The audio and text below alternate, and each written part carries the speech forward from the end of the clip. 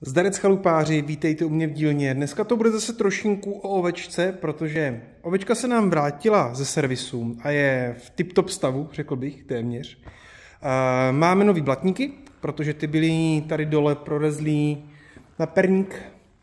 Tady takhle už byly vařený, to je prostě bolest oktávek, že jo, to víme, tady se v tom chytá prostě jakoby bláto, voda a rezne to, takže ty byly pryč, to jsem nechal je vyměnit, dát nový na obou stranách. Barva se povedla, slícování se úplně nepovedlo, ale já jsem si z toho se asi nestřílí tady udělám z těch aut.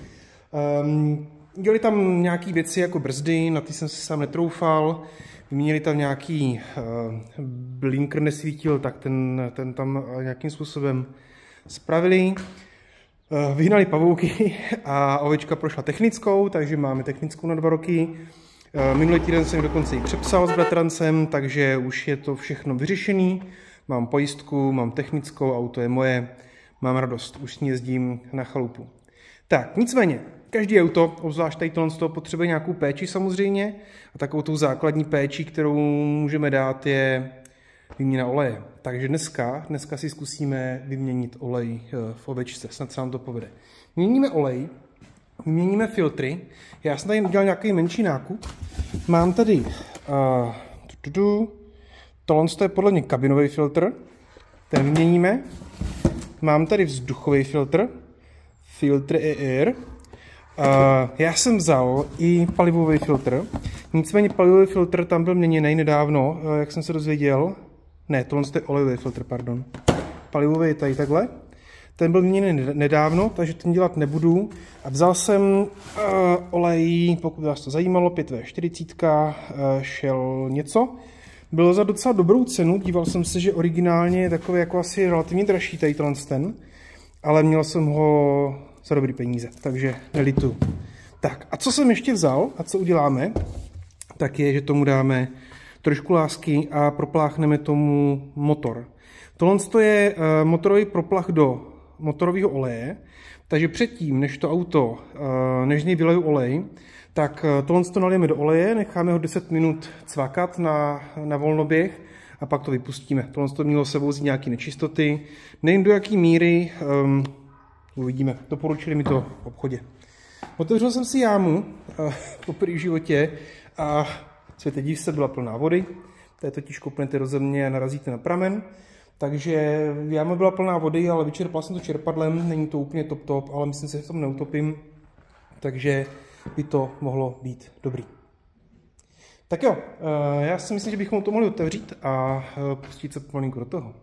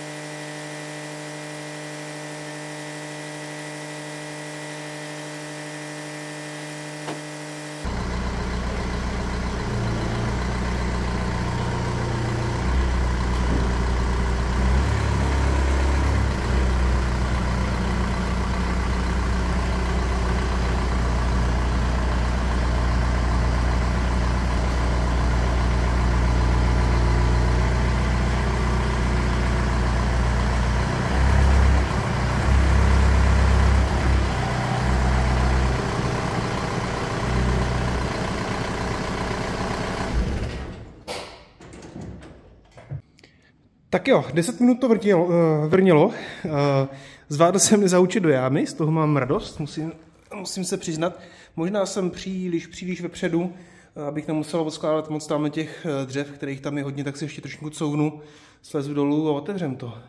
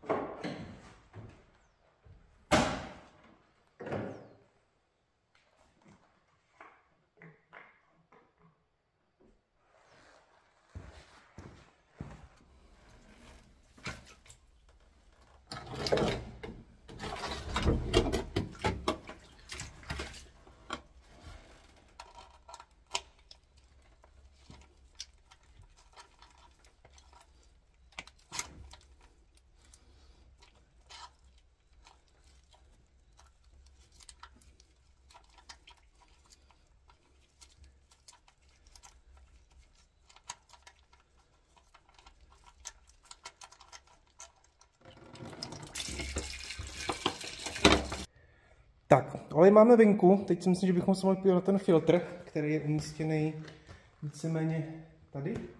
Já si na to asi dám rukavice, protože to bude nejspíš špína. A zkusíme to otevřít. Většinou to jde docela blbě, takže já zkusím si vzít asi nějaký sikovky. Vezmu to sikovkama.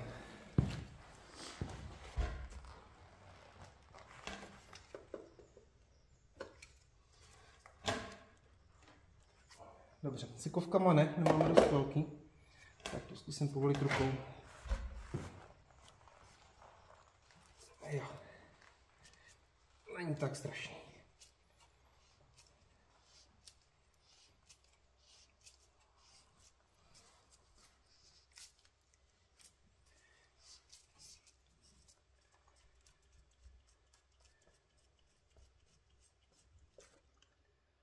Tada! Úžasný olejový filtr. Začal to spolu zase ještě nějak doletec. Tenhle jsem nechal tu vanu. Tak, filtr sundáme. Vyměníme gumičky. Tady je jedna gumička a tady dole gumička. By měly být připravený tam v tom balení toho nového filtru. Takže přineseme nový filtr. Tak, na začátku jsem to říkal špatně, tohle je olejový filtr samozřejmě a všichni si poznáte. Tak, na filtru by někde mělo být napsáno top, což je tady takhle nahoře. Tady vidí napsáno top, takže takhle to přijde nahoru do té nádoby. A tady jsou ty gumičky, o kterých jsem mluvil.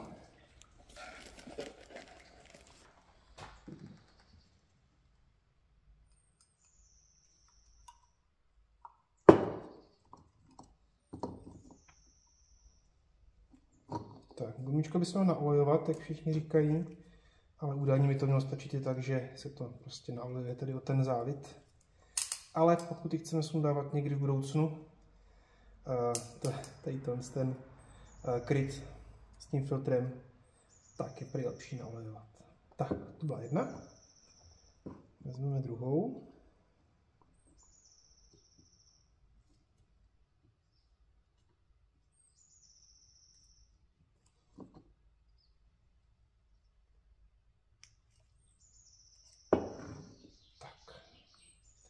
dáme tam nový filtr. Topy, tímhle směrem.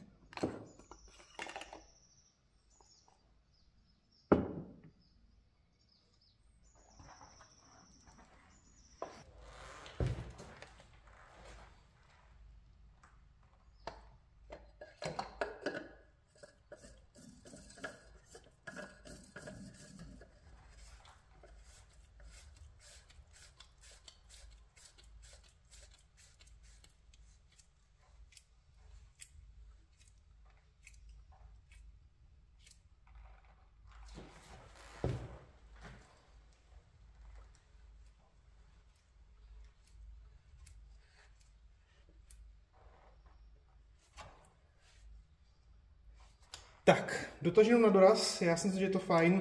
Zkusíme najít zátku, vyndám tu vanu s tím olejem ze spodu a začneme nalévat nový olej. Pokud se nepletu, 4,5 litru kvalitního oleje. Jdeme na to.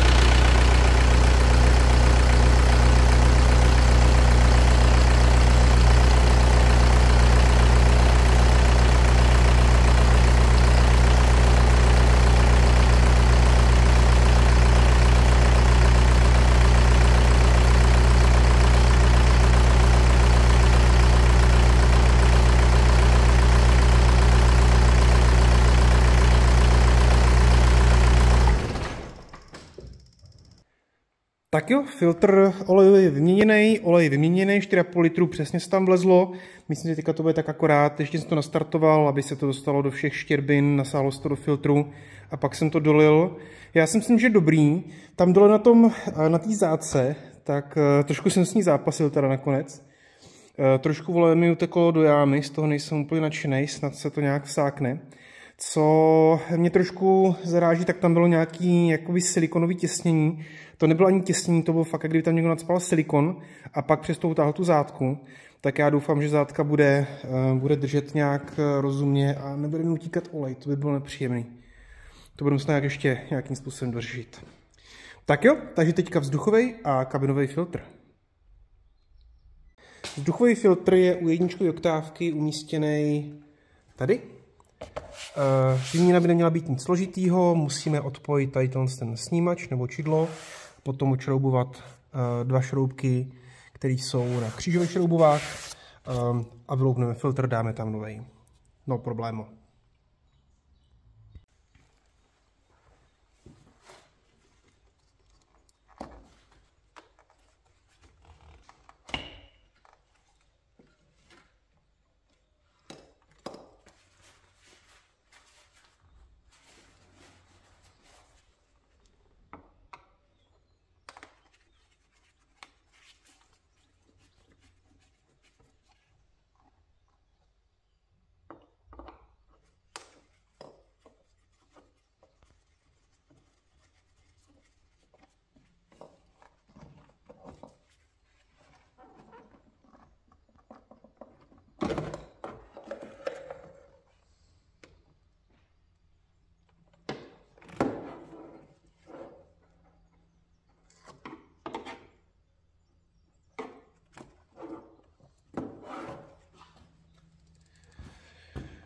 OK, tak ten filtr vůbec nevypadá špatně. Já si myslím, že by byl hřích ho měnit. Ten vypadá skoro jako úplně novej. Možná neúplně novej, ale vypadá prostě dobře. Já ho tam nechám, nemyslím si, že je důvod, abychom s tím vlastně něco dělali. Nevím, kdyby tam byl měněný naposledy, musím zjistit, ale ten je víceméně novej, takže tady nic. Samozřejmě, kdybyste chtěli ten filtr měnit, vyndáte, možná vysajete tam ten koš, vyndáte nový filtr a hotovo.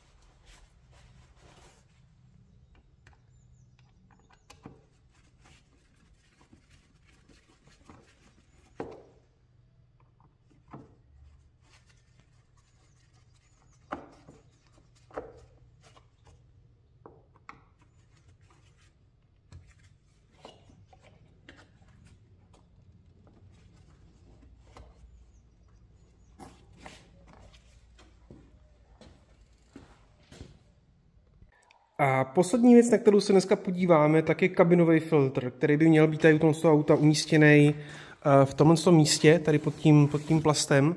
Takže ten bude muset nějakým způsobem patrně vyjmout. Úplně přesně nevím jak, z toho mám trošku respekt, ale přijdeme na to. Takže vyndáme plast, koukneme se na to, jak vypadá kabinový filtr a případně vyměníme. Předpokládám, že ten zatím nikdo neměnil.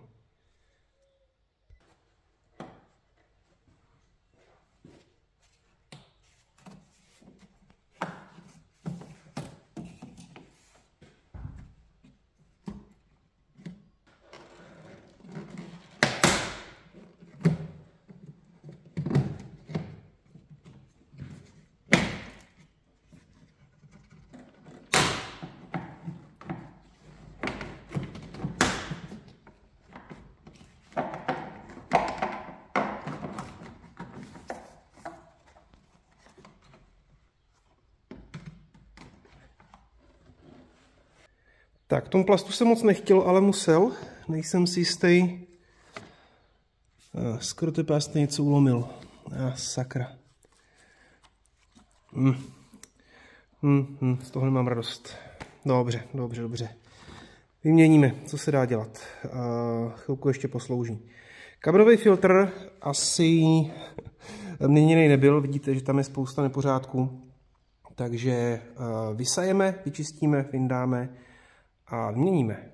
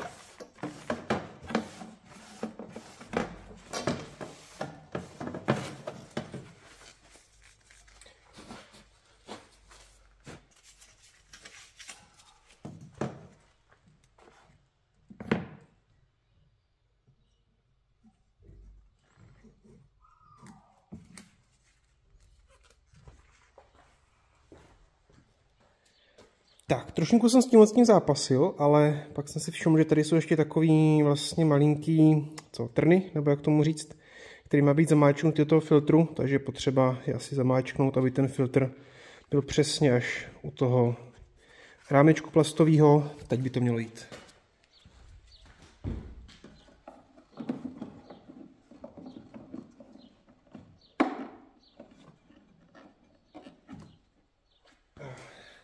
Naprosto bez problémů. Tak, dobrý, nasadíme zpátky ten plast. To mě trošku mrzí, tady jsem to urval, to je prostě blbě, no. Takže příště, až to budu dělat, tak jsem to musí dát pozor. Předpokládám, to se má asi nějak jako vysunout tady odsud, nebo já nevím, nebo už to bylo tak strašně styřelý, že to odešlo. No, budíš to poučení pro mě i pro vás. Příště asi trošku víc lásky. No tak jo, takže jsme si takový menší servis na ovečce. Vyměnili jsme olej, olejový filtr, zkusili jsme vyměnit vzduchový filtr, ale ten je v pořádku. Vyměnili jsme kabinový filtr, zničili jsme si tady náš plast pod předním sklem. Někdo tomu snad říká torpédo, nejsem si jistý proč.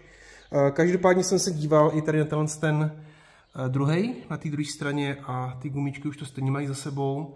Takže já nevím, možná, ono to asi nemá úplně nějaký extra velký vliv. Možná bych byl rád, kdybych tam koupil ty plasty nový a vyměníme oba dva. Dám si pozor, abych tady ten neurval. Přijde mi, že tam úplně nesedí v tuhle chvíli, ale chyba bude asi na mojí straně. Napište mi dolů do komentářů, jestli byste měnili tady ty plasty, nebo jestli tam jsou jen tak, aby tam byly. Určitě by mě to zajímalo, co si o tom myslíte. Tak jo. Takovou malou nepříjemnost jsem zjistil, ta zádka dole, která je na té olejové vaně, tak sákne a kape z toho olej. To je ten kroužek, to tisnění tam bylo z nějakého asi rozumného důvodu. Mám tam takhle danou vanu, abych viděl, jak moc to teče, ale je to blbý. Takže to znamená, že to budu muset nějakým způsobem znovu otevřít, vylejt z toho ten olej, dát tam okroužek, zkusím koupit nějaký okroužek v nějakým rozumným rozměru a zadělat to okroužkem. A pak tam ten olej vrátit, což bude špinavá práce. Práce s olejem mi zatím pořád nejde. Tak jo, kluci a holky, jsme na konci toho videa, doufám, že se vám to líbilo. Myslím si, že je vidět, že takový základní servis a základní láska, kterou tomu autu dáváte, není nic složitýho. Doufám, že se vám to líbilo, pokud jo, tak víte, kam se dávají palce, nahoru, klidně i dolů, jestli se vám to nelíbilo, jste svobodné bytosti, dělejte si, co chcete. Každopádně se mějte fajn, mějte rádi oktávky a uvidíme se v nějaké další videa. Zatím čau.